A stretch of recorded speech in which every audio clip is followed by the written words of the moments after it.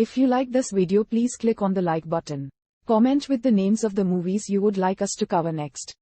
Click the subscribe button and press the bell icon to get notified of our latest creations. We cover 100 movies from around the world every day. To advertise with our channel, reach out to us. Our contact information is on our channel page. Now, let's move to the plot of this movie. The 16th of September 1897. Churchill is a junior officer in India determined to make a name for himself and to become a member of Parliament. As the older Churchill, voiced by Simon Ward, narrates, events shift back to his childhood.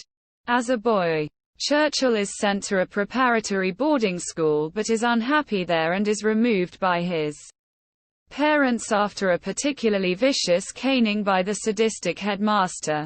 Later, at the entrance examination to Harrow School, Churchill submits a blank paper. However, the headmaster, James Weldon, sees Churchill's potential and accepts him. One evening he recites a long poem of 1,000 lines at a Harrow presentation. His nanny comes to listen but his parents do not. Despite Churchill's express invitation, Churchill would later describe her as the only person who never let him down. Quote, meanwhile, Churchill's father Lord Randolph destroys his career by resigning as Chancellor of the Exchequer. George Buckle, editor of The Times, refuses to support his position.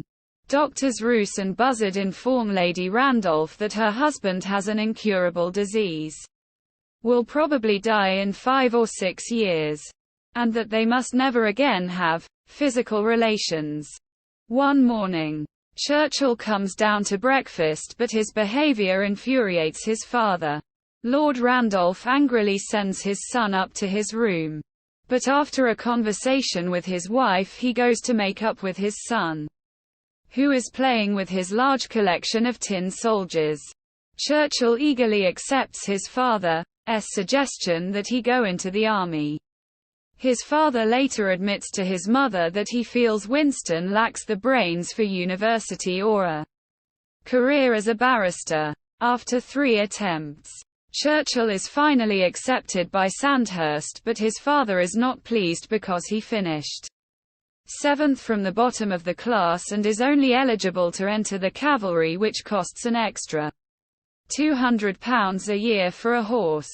Lord Randolph, clearly ill and making a number of factual errors about his son, scolds Churchill and warns him to face up to his responsibilities at Sandhurst and that if he does not make something of himself by 21 he will no longer support him.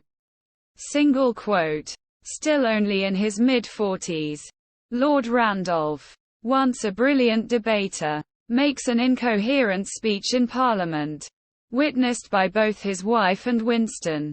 His death spells the end of Churchill's dream of entering Parliament at his side. Churchill graduates from Sandhurst near the top of the class. He becomes a second lieutenant and eventually goes to India and then takes part in the cavalry charge at the Battle of Omdurman in the Sudan. Later, he goes to South Africa to work as a war correspondent during the Anglo-Boer War. While traveling by armored train, Churchill and soldiers are ambushed by Boers. They try to retreat but crash into a barricade of rocks on the railway track. Churchill courageously organizes the soldiers to push the derailed carriage off the track so the train can proceed with the wounded. But the others are captured by the Boers. Churchill escapes, getting help from mine manager Howard, hiding 3 nights in the mine, then riding a goods train into neutral Portuguese territory.